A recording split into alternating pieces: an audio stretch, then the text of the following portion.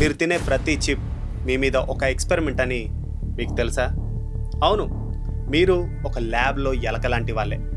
ఒకసారి ఆలోచించండి, మీరు ఒక ప్యాకెట్ చిప్ తెరిచారు. ఒకటి మాత్రమే తింటా అనుకున్నారు, కానీ 5 నిమిషాల్లో ప్యాకెట్ ఖాళీ. ఇది మీ తప్ప, లేదా ఆ ప్యాకెట్లో దాగి ఉన్న సీక్రెటా?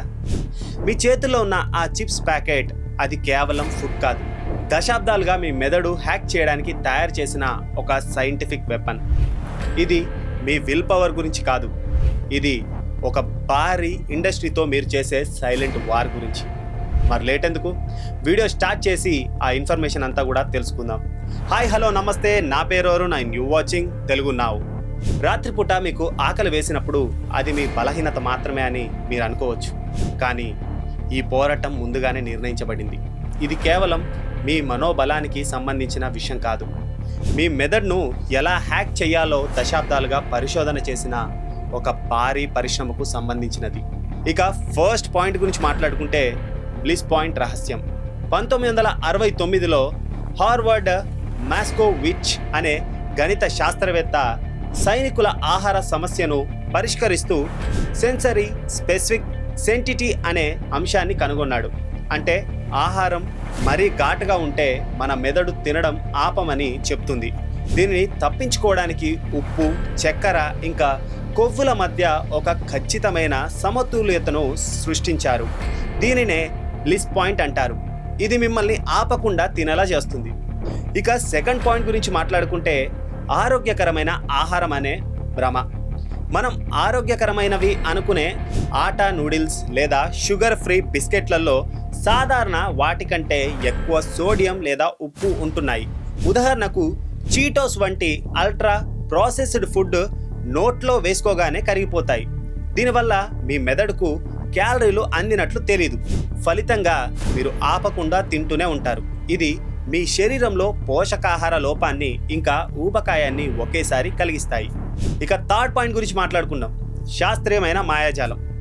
ఫుడ్ కంపెనీలు ఇప్పుడు చెఫ్లను కాకుండా న్యూరో సైంటిస్టులను నియమించుకుంటున్నాయి.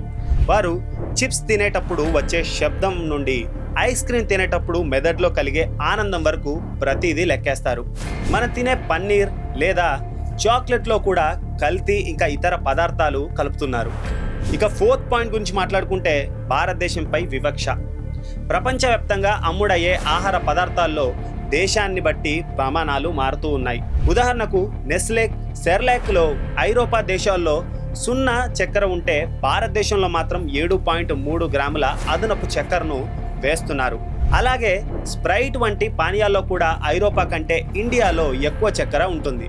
ఇక నియంత్రణ సంస్థల వైఫల్యం గురించి మాట్లాడుకుందాం. భారతదేశంలో FSSAI వంటి సంస్థల బలహీనమైన నిబంధనల వల్ల మనం ఒక భారీ ప్రయోగశాలగా మారాము. సో ఫలితంగా భారతదేశం ప్రపంచ డయాబెటీస్ రాజధానిగా మారింది. సిగరెట్ కంపెనీలే ఆహార కంపెనీలను కొనడం వల్ల పొగాకు వ్యసనం లాంటి టెక్నిక్లనే ఆహారంపై కూడా ప్రయోగిస్తున్నారు. సో ఇంకా ఫైనల్గా కన్క్లూజన్కి వద్దాం. మనం ఏం చెయ్యాలి అనే విషయం గురించి మాట్లాడుకుందాం. ఈ పరిస్థితి మారాలి అంటే కేవలం ఫిట్నెస్ మీద శ్రద్ధ పెట్టడం సరిపోదు, మనం లేబుల్ చదవడం కూడా నేర్చుకోవాలి. ప్యాకెట్ వెనుక చక్కెర మొదటి 3 పదార్థాలు ఉంటే అది ప్రమాదకరమని గుర్తించాలి. ఫుడ్ ఫార్మా వంటి వారిని మద్దతు ఇస్తూ కంపెనీలపై ఒత్తిడి తీసుకురావడం ద్వారా మాత్రమే మార్పు సాధ్యమవుతుంది. ఇది కేవలం బరువు తగ్గడం గురించి కాదు, మన నిర్ణయం మన అదుపులో ఉండటం గురించి కూడా. సో మీ నిర్ణయాన్ని మీ అదుపులో ఉంచుకోండి, జంక్ ఫుడ్కి దూరంగా ఉండండి. ఈ వీడియో మీకు నచ్చిందని అనుకుంటున్నాను. Hope you'll like it. And మరో ఇంట్రెస్టింగ్ టాపిక్తో మళ్ళీ కలుద్దాం. అంతవరకు సెలవు. నా పేరు Arun, you watching Telugu now, signing off.